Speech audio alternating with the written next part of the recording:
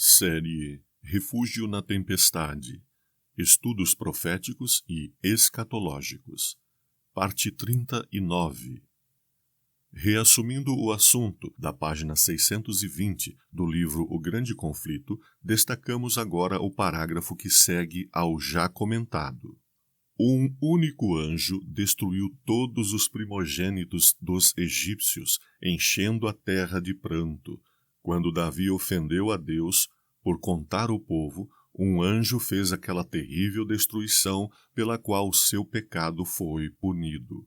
O mesmo poder destruidor exercido pelos santos anjos quando Deus ordena, será exercido pelos maus quando Ele permitir. Há agora forças preparadas e que aguardam apenas o consentimento divino para espalharem a desolação por toda parte. O Grande Conflito 620. Os dados fornecidos por este parágrafo são os seguintes. 1. Na destruição egípcia foi um anjo de Deus que agiu. 2. Também um anjo de Deus agiu no censo realizado por Davi. 3. Aos seus anjos Deus ordena, pois são obedientes. 4. Aos anjos maus não ordena, pois são desobedientes. Deus os usa, permite que destruam. Assim será no fim da graça. Anjos maus aliados aos dirigentes das nações. É a explosão das paixões humanas, o ódio dos povos oprimidos contra a rica e opressora Babilônia Ocidental. Considere bem Apocalipse 18, verso 6, amplamente comentado em Parábolas de Jesus, páginas 178 e 179. 5. Ainda mais, no texto, a ação destruidora dos anjos bons está mencionada com o verbo no passado, mas a destruição pelos anjos maus tem o verbo no futuro. 6. Jesus nos alerta que há agora forças preparadas, aguardando o consentimento de Deus, sua permissão, o afastamento da presença restritiva do Espírito Santo para espalharem a desolação por toda parte.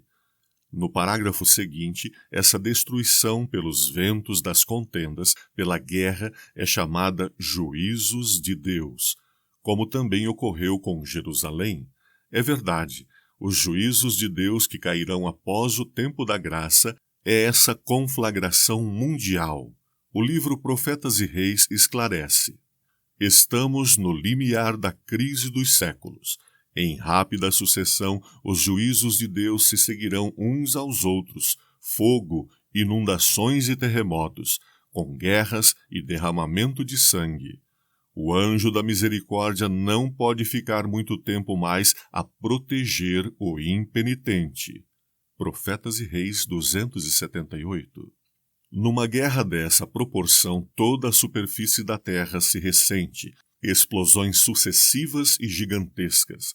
Fogo, inundações e terremotos serão constantes por consequência.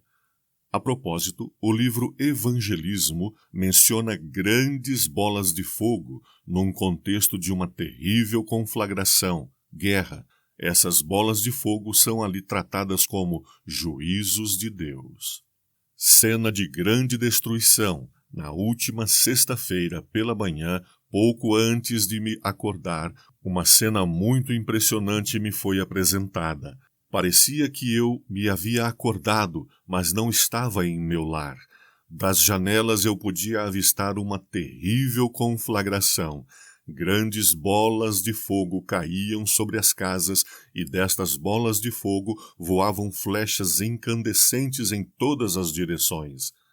Era impossível apagar os fogos que se acendiam, e muitos lugares estavam sendo destruídos. O terror do povo era indescritível. Está próximo o tempo em que grandes cidades serão destruídas, e todos devem ser advertidos destes juízos vindouros. Quem, porém, está dando à realização desta obra o dedicado serviço que Deus requer? Evangelismo, 28 e 29. Cena impressionante.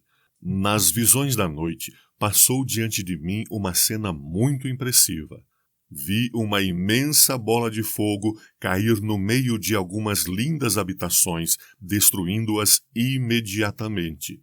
Ouvi alguns dizerem: sabíamos que os juízos de Deus sobreviriam à terra, mas não sabíamos que viriam tão cedo. Outros, com acento de voz agonizante, diziam: os senhores sabiam, por que então não nos disseram? Nós não sabíamos. Por toda a parte ouvi pronunciarem-se semelhantes palavras de exprobração. Evangelismo, página 43. Ao estudarmos a 7ª trombeta, iremos perceber que ela abona essas informações da pena inspirada. O mesmo ocorre com Joel, às cenas ali descritas. Também Ezequiel 38 e 39, bem como Daniel 11, 40 a 45. Nesta passagem, Daniel não narra ali uma guerra espiritual, nem o conflito pós-milênio em torno da Nova Jerusalém. Descreve um conflito militar entre nações. A terminologia ali, citando navios, cavaleiros, carros, etc., não é de um conflito espiritual, mas puramente militar. Todo o contexto distante, assim como a hermenêutica, isto é, todo o capítulo da escatologia bíblica e do espírito de profecia, o confirmam. Harmoniosamente, as pedras deste quebra-cabeça vão se encaixando. Seus contornos vão se ajustando admiravelmente.